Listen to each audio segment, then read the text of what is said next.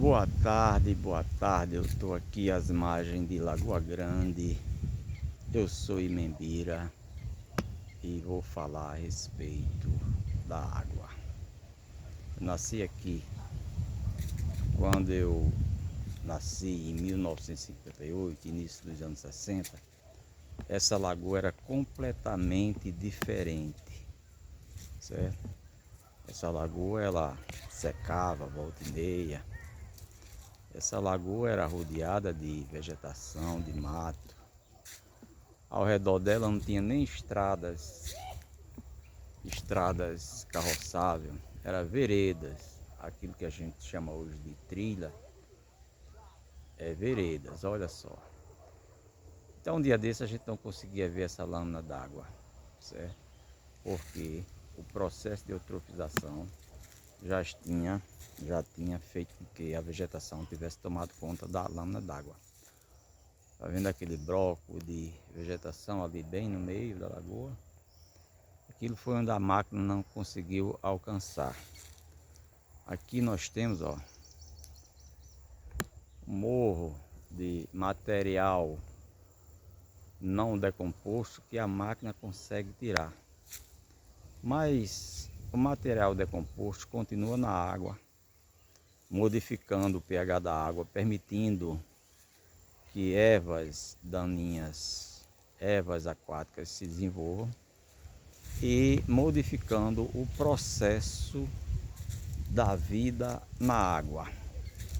Esse processo de vida na água depende de vegetação, depende de uma bacia natural. Natural do ponto de vista de como a lagoa nasceu, de como a lagoa foi criada, tá certo? Então, se você for olhar aqui ao redor da lagoa, você vai ver que não tem mais barreiros, que não tem mais cacimbas, que não tem mais declive. Por quê? Porque a aragem, a terraplanagem, o desmatamento para o plantio da cana-de-açúcar não fez só retirar as árvores, também foi feita uma terraplanagem, entupimentos de buracos, entupimentos de barreiras, né? Entupimento de nascentes que abastecia água. E por outro lado, a comunidade também modificou a altura do sangrador dela, fazendo com que ela não mais baixasse o suficiente para renovar a água todo ano. Então, depois do advento do Proálcool, final dos anos 70 para início dos anos 80, com o desmatamento de suas margens, né? E com a terraplanagem para o plantio de cana-de-açúcar, a lagoa começou um processo de eutrofização, né? Por quê? Porque parte da matéria orgânica, do trato, das culturas, do que o homem planta, vai parar dentro da lagoa, dentro da água. A fuligem da cana, o arado que passa todo ano deixando a terra solta, termina, né, a matéria orgânica dentro da lagoa. Isso fez com que o pH da água aumentasse, oportunizando a criação dessa vegetação que cobriu quase que completamente a lâmina d'água. Esta limpeza está sendo feita de maneira, de meu ponto de vista, equivocada, né? Sem um resultado duradouro. E isso eu estou dizendo aqui, já disse ao prefeito, inclusive. Por quê? Porque não está reduzindo, não vai permitir reduzir o pH da água, muito pelo contrário, a matéria orgânica que está dentro vai continuar dentro e vai mais aumentar, porque a saúde do homem é assim, né? Veja só um lugar como esse, um lugar quase natural do ponto de vista de ainda ter muito de natureza, mas aí a comunidade lá já tem uma rua grande calçada. Essa rua grande calçada, antes era areia, as águas servidas das casas que corria nessa rua de areia, parte dessa água ela era absorvida pela própria terra. Pouco dessa água chegava à lagoa. Agora com o calçamento, né, com a impermeabilização da rua e o pessoal continuando botando água servida na rua, essa água vai parar dentro da lagoa. Então, mais uma coisa que a sociedade dita urbana, que a sociedade que se acha evoluída, faz para modificar a água. Hoje, dia da água, eu queria dizer, tem muita gente que diz assim, água é vida. Sim, água é vida se ela for bem tratada. Porque a água são elementos que dá a vida. Do jeito que dá a vida ao ser humano, também pode dar vida às bactérias, os vibriões. Aqui nessa lagoa, na última análise que a gente fez, tinha 119 tipos de vibriões coléricos. Só não tinha o Eltor, aquele 139 que provoca a cólera. Mas esses vibriões coléricos, mesmo ele não sendo transmissível de homem a homem, ele pode eventualmente, ingerido por uma pessoa tomando banho, provocar infecção no organismo dessa pessoa e pode inclusive causar até a morte. Então assim, esta lagoa até o momento está com a água imprópria para o consumo humano. Como é que água é vida e água se torna imprópria para o consumo humano? Exatamente devido à ação do homem sobre a natureza. Ao invés de plantar árvore, calçar a rua, né? Ao invés de, por exemplo, fazer um barreiro para conter, ou uma fossa para conter água servida, deixa a água servida correr para dentro da lagoa. Então é a ação do homem que faz com que a água não seja benéfica a ele próprio, né? Um dos elementos da natureza mais importantes, sem a água não há vida, mas o homem, né, se organiza de forma a não deixá-la em condições do uso para si. A água continua sendo vida, vai dar vida às bactérias, vai dar vida aos vibriões, vai dar vida a outros seres da natureza. Porque a natureza é assim, a natureza ela produz a vida. Tem gente que pensa assim, o mundo vai se acabar.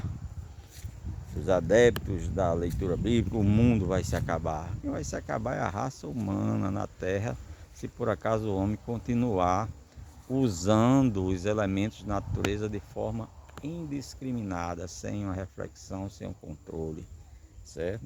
Então, quero aqui neste Dia Mundial da Água, dizer que nós somos responsáveis pela qualidade da água, né, que temos. Nós somos responsáveis pela existência ou não da vida humana na Terra, certo?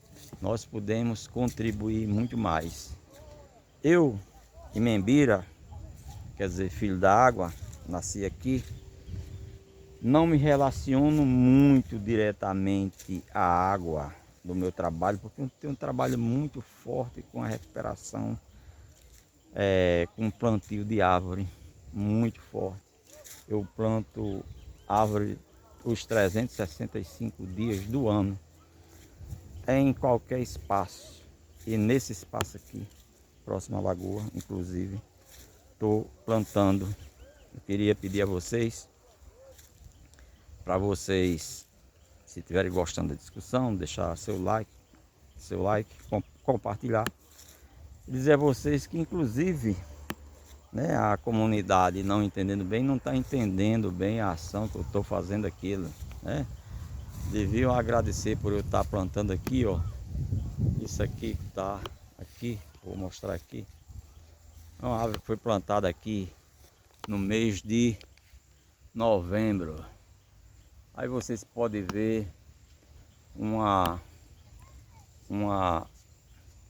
vídeo meu que eu vou circular, vai estar no YouTube, vai no YouTube, não sei se vou colocar, mas vai estar no meu Face. Um vídeo que eu fiz no dia 26 de novembro do ano passado, como era que estava essa lagoa, certo? E aqui eu tenho, ó, que está aqui ao meu lado, esse é um pé de chinchá, né? Pé de chinchá. Ele foi plantado em novembro, ele cresceu cerca de 50 centímetros, né? Então aqui, aqui já com mato quase da altura dele aqui, nessa direção aqui, ó. Ver se eu consigo dar um close aqui. Lá está ali, ó, uma plaineira lisa. Aqui eu baixo aqui, ó, um pé de pau-brasil aqui, ó, juntinho a mim, aqui, ó, pé de pau-brasil, né? Pau-brasil aqui. Então planto árvore. Se você não plantar árvore, você não protege a água. Então, para proteger a água, plante. Plante. Para proteger a água, plante. Plante árvore. Proteja os mananciais plantando árvore. Não jogando matéria orgânica nas proximidades da lagoa. Não jogando resíduos humanos, lixo. Proteja a água, não colocando águas servidas dos tratos humanos para dentro das lagoas ou dos mananciais, né? Participe. Aqui mais uma tomada da lagoa para a gente ir encerrando o vídeo. Olha, a essa hora como é que ela tá. Essa lagoa hoje ela tem cerca de, não tem 50% ainda da limpeza concluída, mas a gente já tem uma visão completamente diferente da lagoa. Aqui era para ter muitas árvores igual essa aqui, ó. Isso é uma árvore centenária. Isso é um pé de ginipapo. Ginipapo, que aqui a gente faz o vinho do ginipapo, aqui a gente faz o doce do ginipapo, né? O aloá com ginipapo. Então, aqui nesta lagoa, do nosso lado, do lado do nosso terreno, a gente tem vegetação. Lá do outro lado, a gente não tem vegetação, certo? Então aqui, mais uma vez, a tomada da lagoa. Aquelas árvores lá ao fundo, a árvore aqui à direita é do nosso lado ainda. À esquerda tem aquele bloco de planta aquática dentro d'água, mas nas margens da lagoa não tem vegetação. E é que não foi plantada não. Teve um ano que eu plantei mais de 600 mudas, né? Exatamente no Dia Mundial da Água. Isso eu acho 2006, 2007. Se por acaso tivesse vingado, tava como aquele bloco ali, ó, ao fundo, do lado esquerdo do vídeo. Você está vendo? Do lado direito do vídeo, né, lá ao fundo não tem vegetação nas margens da lagoa. Então, agradeço. Dizer que é muito importante lutar pela saúde da água, por água saudável.